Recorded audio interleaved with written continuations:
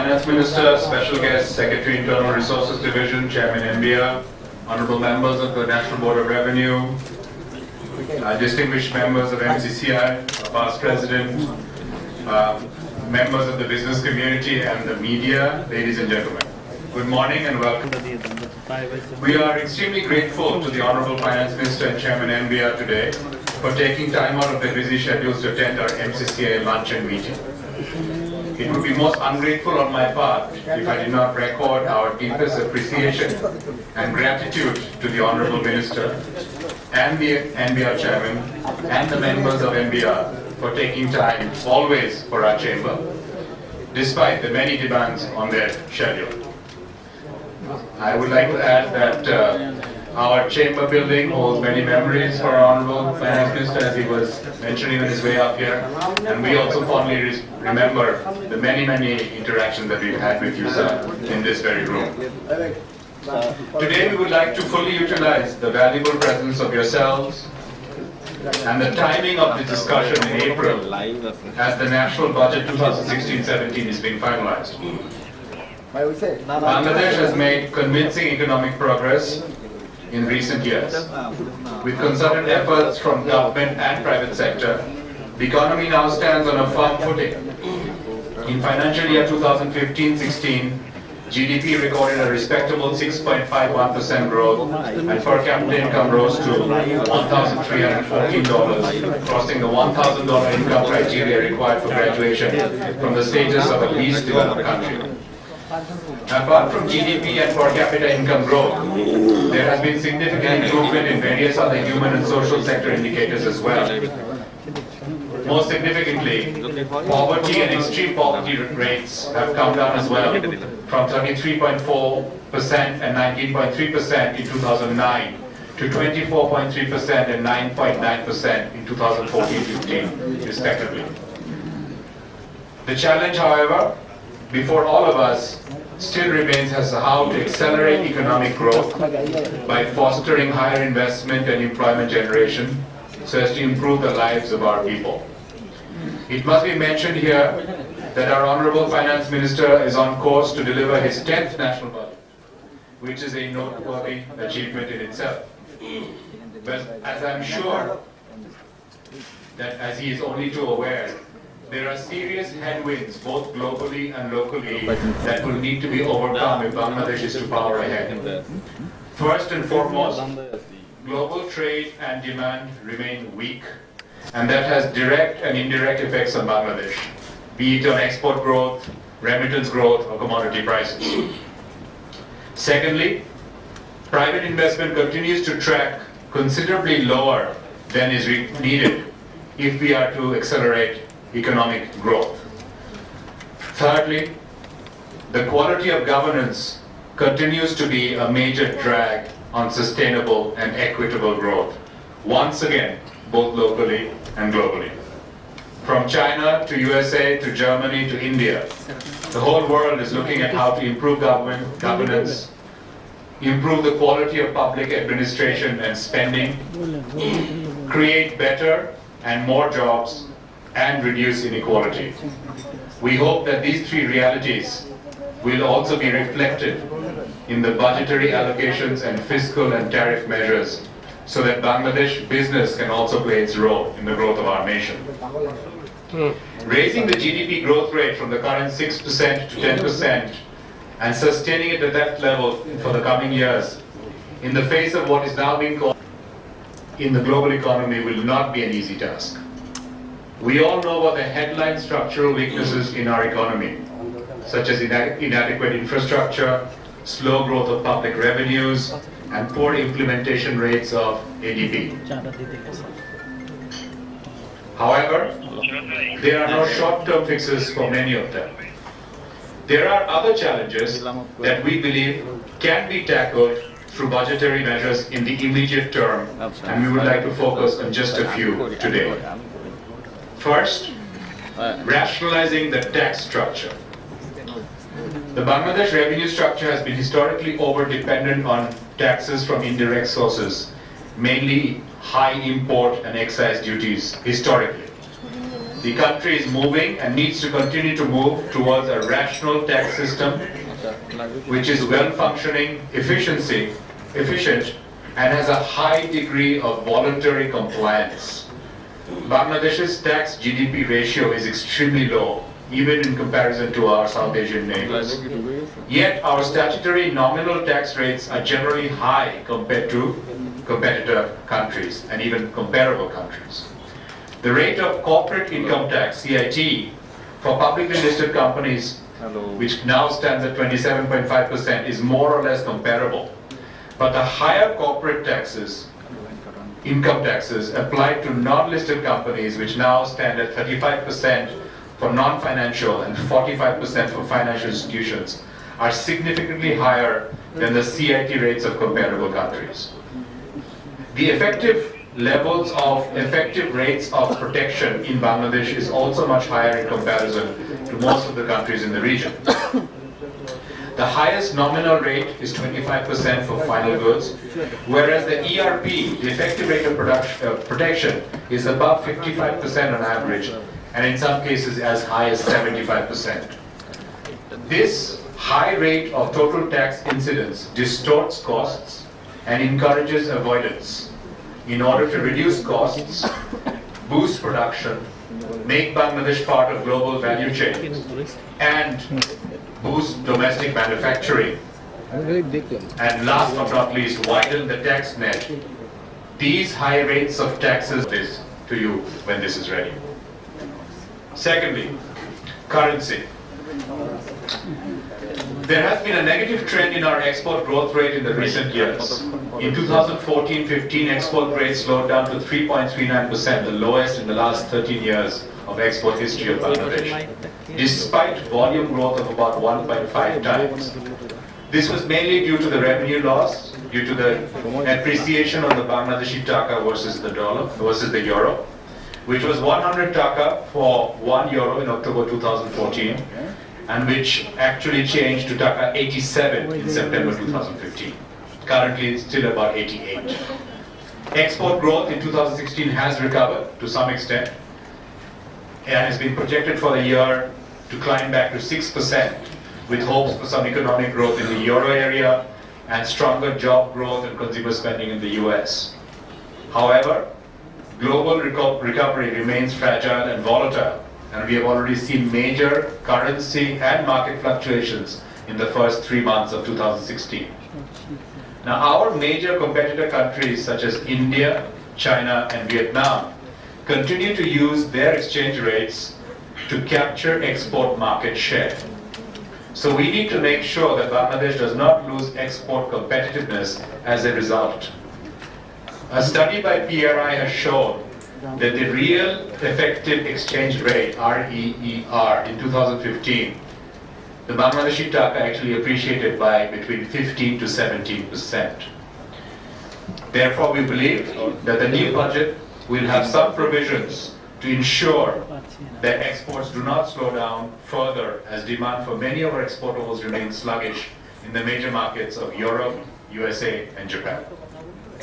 Third, the introduction of special category saving bonds for vulnerable groups.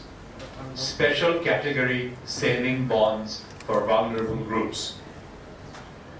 The fact that lending rates have now come down to single digits from as high as 16 to 18% even 2 years ago shows that there is considerable reflection of market forces in determining interest rates. Traditionally, Bangladesh and Bangladesh business has suffered from very high bank interest rates. From the macro point of view, the high lending rate was largely due to the high risk-free interest rates offered by the national savings schemes, Sanchar Potros. Since NSS rates are set administrative on an ad hoc basis, the monetary policy of Bangladesh essentially has no effect on the structure of time deposit rates. According to a recent analysis, 90% of savings certificates are owned by 10% of the holders. In other words, the main beneficiaries are people who make significant investments in these, not the people they were targeted for, the people of limited few. Our proposal, therefore, is to introduce something like a special category savings bond for defined vulnerable groups, such as senior citizens, widows, freedom fighters, would be allowed to invest in higher yielding bonds, say up to 10%, up to a limit of, for example, 50 lakhs per person per year. Everybody else should be entitled to no more than what the money market will bear. After all, if inflation is 6 to 7%, why should deposit rates be higher? This will help to maintain a downward pressure on bank interest rates, promote investment, profitability, and dividends, which will benefit the economy as a whole, rather than the privileged few who can now afford to buy lots of savings certificates. The government should also actively initiate a functional secondary market for money market instruments, such as bonds and debt securities, to create an alternative source for borrowing market instead of from the banking system. These provisions may carefully be considered during the upcoming budget. D. Strengthening and widening the tax base and automation. Strengthening and widening the tax base is a fundamental challenge and critical for future revenue growth. VAT and income taxes combine to account for almost 70% of all tax revenues, and modifying VAT and its collection is one of the most promising strategies the government has undertaken recently to mobilize more resources. At the same time, the pool of taxpayers must be expanded to reduce the unhealthy burden on the minority who do pay now. With more than 80% of MCCI members currently under the large taxpayers unit, we look forward to measures in the upcoming budget that will reward rather than punish someone for being a large taxpayer. The new VAT law will also be effective from July 2016. MCCI has consistently supported the government in introducing the new tax and new VAT law, and we look forward to working with the NBR to make the business community more aware of the improved and business-friendly costs in the new VAT law. Automation of the VAT collection is also important, as is streamlining the tax filing process to make it easier to comply with tax regulations and file returns. Instead of having to navigate complex paperwork, vendors will be able to use an electronic submission and return process, and we believe this would lower the cost of complying with the tax law. A study shows that automation would raise tax revenue by approximately 24.2 billion per annum. However, the application of the new VAT law, although necessary, will also increase the cost of doing business for certain businesses, especially small and medium enterprises, that may be a burden, especially for businesses in the initial years. We hope that the budget will consider and provide some relief in other areas so as cost of doing business does not rise overall because of the new tax, because of the new VAT law. E. Equitable treatment to all industries. Despite much talk about the need to diversify our manufacturing industry and target markets, we find that the strongest members of our economy continue to receive almost all fiscal and tariff advantages. Discriminatory treatment towards different sectors in terms of preferential tax and duty treatment is a serious deterrent to the broadening of the economy. A case in point, safety and compliance is extremely important for all industries, regardless of type of export or local. Yet, import of fire safety doors and fire safety equipments have been allowed duty-free only for the export-oriented RMG and textile industries. Whereas for any other type of factory, the total tax for the same kind of equipment is as high as 60%. Such discriminatory behavior must be stopped if we want other sectors to also flourish, and we hope that the budget will reflect this. F.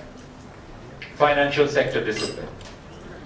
Poor governance in the banking and financial sector, particularly corruption in the state-owned and some private commercial banks, has had a very adverse effect on our economy and the health of our financial system.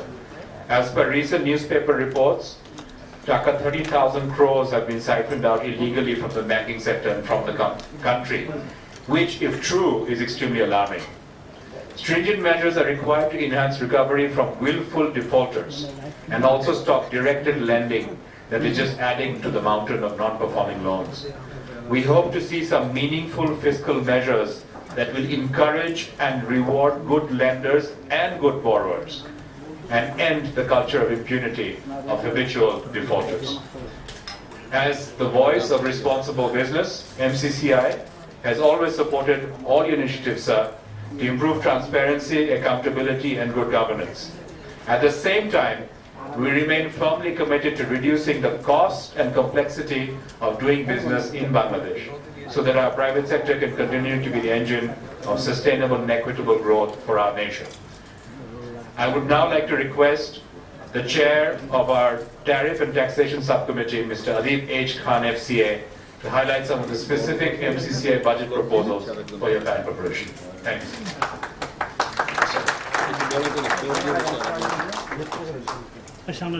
Honorable Minister, Mr. Chairman, may I first of all, may I join our President in thanking you both for being here with us this morning. We are truly honored by your presence. Before starting on this year's proposal, on behalf of our members, can I thank you for accommodating so many of our proposals in the past. In particular, last year, two proposals which were very specific to MCCI. They were to do with making some amendments with minimum tax, which is based on turnover. You brought about a very important change in that. Similarly, on importation of software from abroad, you made a very helpful change over there, so thank you very much for that. Turning to this year's proposals, we have actually submitted our detailed points sometime in, I believe, early February. Those points have covered income tax, VAT, and customs. In VAT, as a new law is about to be implemented, we have stuck primarily to administrative issues as opposed to structural changes. The presentation today will only cover income tax. The presentation is actually quite short. We want many of our members present. We want to give them as much time as possible to put forward their points. With that, let me start our points. The first point is actually on the capital markets. We are often told by the stakeholders in the capital market that there isn't enough stability in the market. We don't have enough long-term or medium-term investors. What we felt, and this is actually followed in many countries of the world, including some of the neighboring countries, is to have a tiered tax system. Currently, the tax on the capital gains on listed shares is 10% for corporates. What we think is perhaps a three-level structure. For example, if somebody held the shares for, let's say, at least 2 years, the rate would come down to 5%. If somebody held it between 1 and 2 years, it would remain at 10%. If somebody held for less than 1 year, it would become a penal rate. It would go up to 15%. We believe that will play some role in bringing some level of long-term investment within our capital markets. Excess purchases, as it is colloquially known, most people would be aware. Currently, most cash and non-cash benefits paid to employees above a certain amount. And thank you very much for increasing that amount in the last budget, 450,000. But any amount paid above this is not allowed as a deduction for businesses. Of course, the employees are also taxed with the same amount, subject to a small exemption allowance. In other words, both the employee and employer is being taxed on the same benefit. Not only can this be unfair, but the MCCI believes that this significantly increases payroll costs, which actually discourages employment. What we are proposing is total deletion of this concept of excess purchases. Honorable Minister, we are aware that you have undertaken a number of measures to modernize our tax system. For example, you are about to introduce a new VAT law which addresses most of the concerns of the business community. We have already engaged with the National Board of Revenue in the proposed modernization of the direct taxes code. We understand that will take a long time. These are not easy to bring about. However, there are a couple of changes which we think is more immediate to modernize, and one is some reflection of group structures. What I have on the slide, I don't know how visible it is. This is a situation where these are not unusual situations where you have holding companies which actually have no operations of their own. They only hold shares in subsidiary companies and they receive dividends. But currently what happens is that at each level, when the dividend is flowed up to the shareholder, there is tax. The next slide is a bit more complex, but it's actually not an unusual arrangement for businesses. Many conglomerates have multiple operating companies in different sectors, and each sector can have a holding company, and ultimately there is a parent company or a holding company. The companies in between do not have any income. They have no revenue, no cost, no profits. So it is really the companies at the bottom end which is doing all the work. But the profit of that bottom end is taxed twice. So 100 taka profit turns into a 64 taka profit before it even reaches the shareholders, which is of course subject to tax at the normal rates. As a result of this, even though group structures are considered to be very efficient to run a business, to run major businesses, and it's commonly practiced in most countries of the world, in Bangladesh it cannot be found. MCCI proposes introduction of provisions to recognize selected intra-group transactions, for example, dividends. We are aware that there are examples in the region. We'd be more than happy to do the necessary research and assist the government in that direction with some ideas. This is not a new point, but it is a point which is causing considerable distress to the businesses. It's about tax deducted at source at import stage. Until 2010, the rate was just 3%. In 2010, it was increased to 5%. As it is levied on the gross value of imports, this is excessive. In most cases, it has the potential to cause a repayment. But just to avoid paying a repayment, what assessing officers tend to do is they estimate revenue and they disallow expenses so that all their TDSs are adjusted. This is obviously very unfair, and it leads to practices which are not desirable. MCCI proposes the rate be taken back to where it was, to 3%. This is a relatively new change that's been brought about, which is on importation of services. With our need to modernize the economy, we do often have no choice but to bring in expertise from abroad. Until recently, the withholding tax for that was just 10%. Last year, it was raised to 20 to sometimes as much as 30%. And of course, these are in addition to the VAT one has to pay. Now, the reality is the service providers, they will expect their fees to be grossed up so that they want to get their fees net of any kind of taxes. As a result, such services become prohibitively expensive for businesses in Bangladesh. Many businesses, those who want to modernize, they find such services are essential. All we are asking is that the rates be taken back to the pre-2015 levels.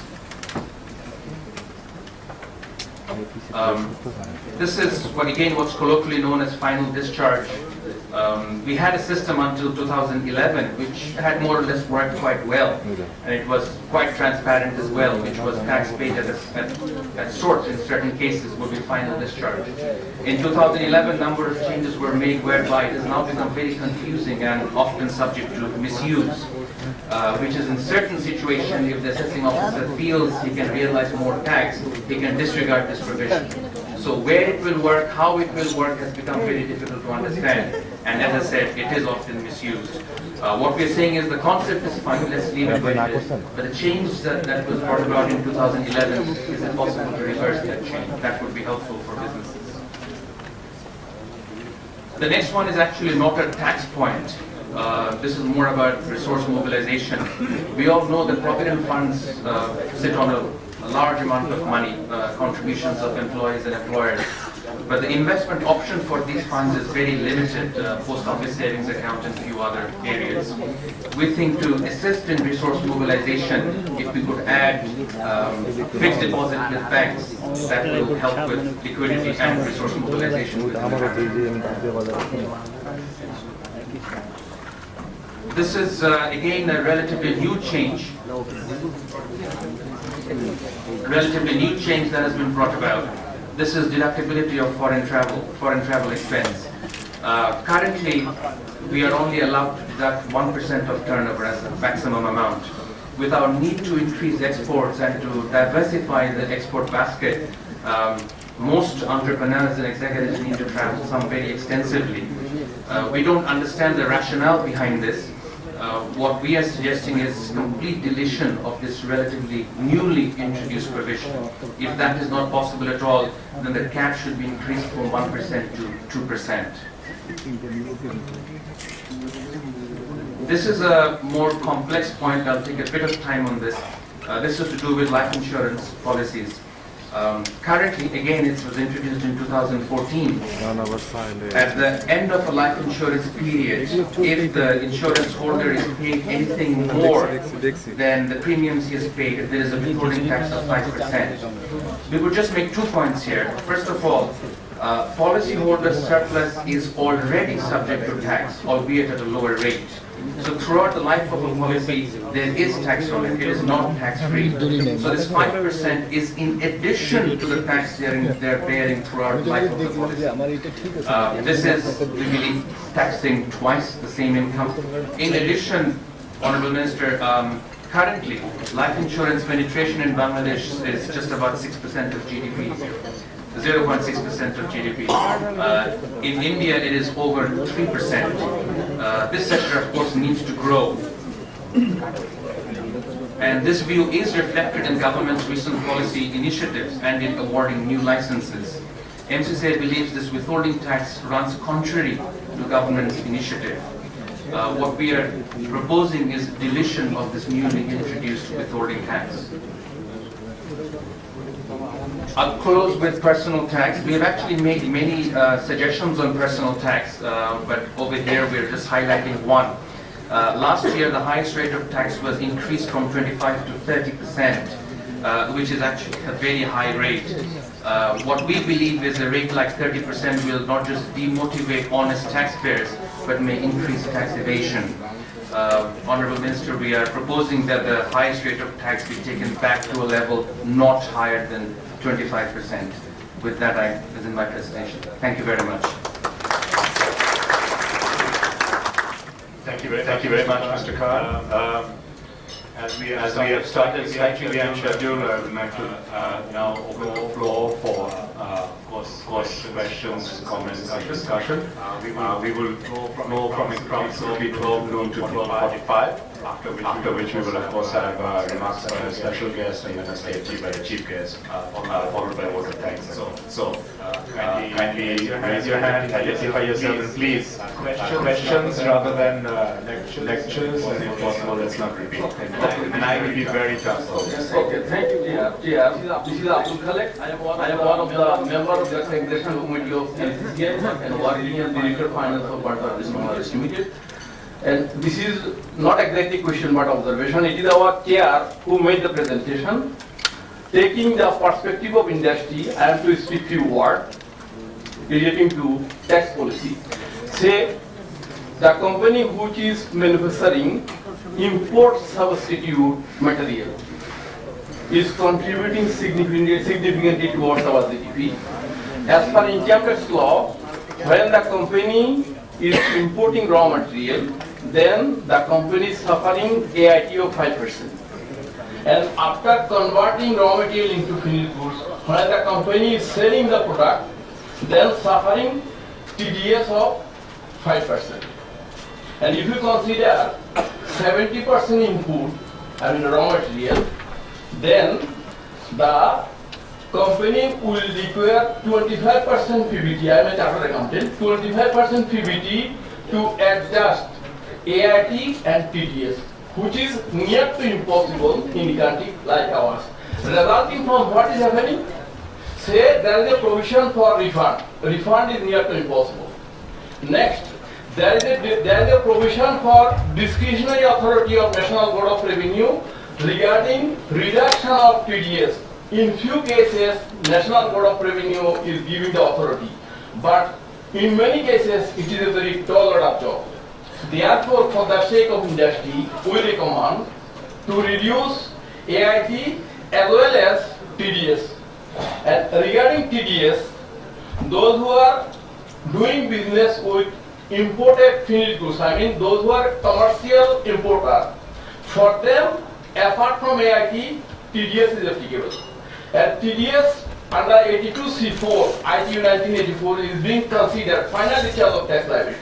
I have concluded right now, And in case of imported finished goods, if the PBT is less than 14%, then that is not refundable. And I must say, this is the reason those who are doing commercially imported business, they are going for unscrupulous. Can I speak one more? Sure. 1 minute. Okay. Then I am talking about the value-added tax. Value-added tax was introduced in 1991 with 73 sections and 43 rules. Over the period, the government has introduced thousands of SROs, VU, and a special order. Resulting from that, the value-added tax which is now in force has turned into a net. And Do you have a specific point? Yes, a specific point, the government has planned for the introduction of new VAT law. We are left only with 3 months. And if there is a confusion whether or not this VAT law will be introduced among the business community, as a transparent company, we believe this VAT Act is a milestone for our nation, and for industrial company, it is a great relief. Thank you. Thank you. Your time is up. Thank you. Thank you, Chair. Honorable Minister and Mr. Chairman, I want just to attract your attention of investment of gratuity funds in sealing certificates known as BSP. As you are probably aware, over the last few years, many companies have invested the funds of gratuity funds in BSPs. And suddenly, it was mentioned that gratuity funds will not invest in BSPs, and interest rates on these investment certificates were not prepared. This has sent some very negative signals on the business climate in Bangladesh. So I understand that after the discussion with your service, now there is a solution that is likely to be announced shortly, and I'd like to thank you for your support. But I would really to highlight that this is quite an important point for investors, both foreign and local. Thank you very much. Sir, I'm from British American Tobacco. I represent cigarette industry. For us, the tax is paid at the factory gate currently in the current VAT law when we clear the stocks from a factory gate. We hear that with the new proposed VAT Act, it will be at the point of ownership transfer, which means potentially the cigarettes will be taken out of the factory and then tax will be paid when we actually sell to a distributor or retailers. We believe that this will create a big risk for a very, very compliant industry as it is today. Because if we can't enforce it beyond the factory gate, the compliance factor is a massive risk.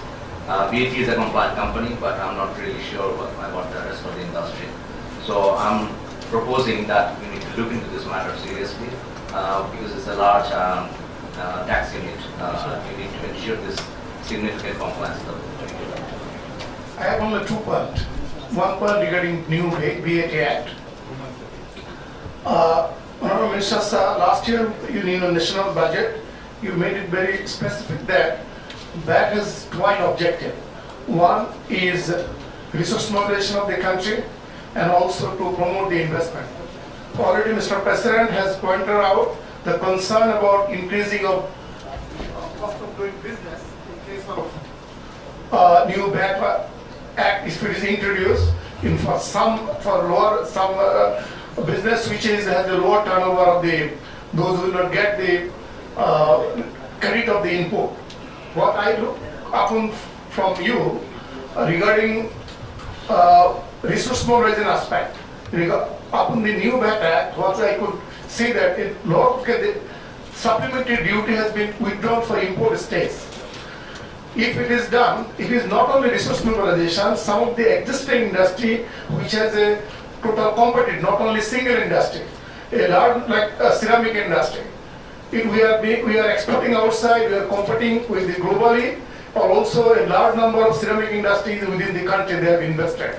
Now the ceramic product, those are being imported. If the SD is withdrawn, then local industry will suffer a lot.